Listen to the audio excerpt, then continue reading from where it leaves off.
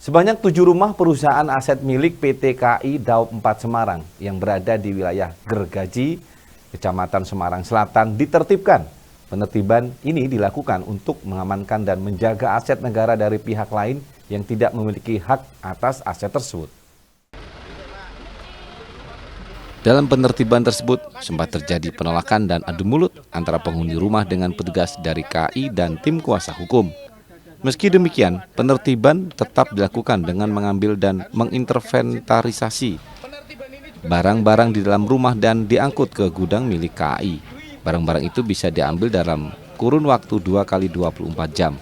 Manajer Humas KAI Daop 4 Semarang, Franoto Wibowo, mengatakan aset tersebut secara hukum merupakan milik PT KAI.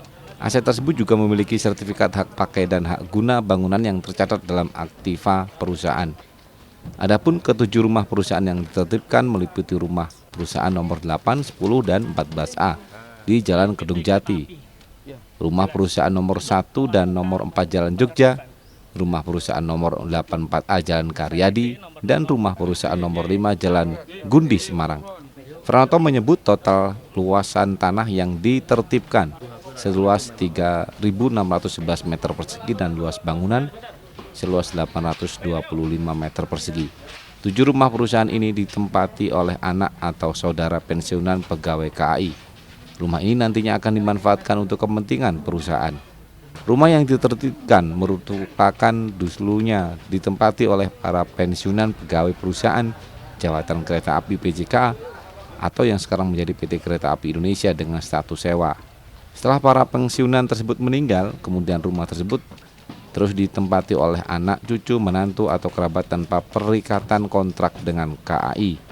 KAI Daop 4 Semarang telah beberapa kali melakukan upaya persuasif kepada para penghuni agar mau melakukan kontrak persewaan aset dengan KAI. Namun para penghuni tersebut tidak memiliki itikat baik. Sebelum eksekusi ini pihaknya sudah melayangkan surat peringatan hingga 3 kali, namun tidak diindahkan.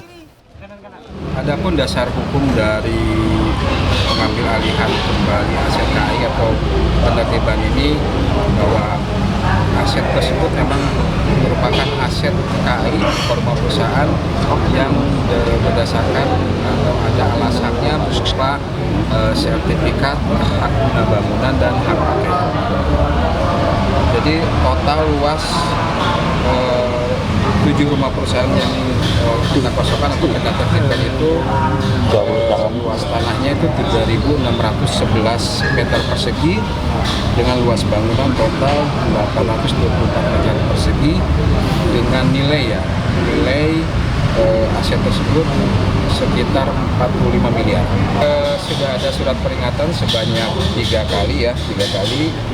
Di surat peringatan pertama tanggal 8 Juli, yang kedua tanggal 15 Juli, dan yang terakhir yang ketiga tanggal 22 Juli 2024. KAI akan terus melakukan berbagai upaya dalam mengamankan aset-aset perusahaan dari pihak-pihak yang tidak bertanggung jawab. Vita Semarang, TA TV.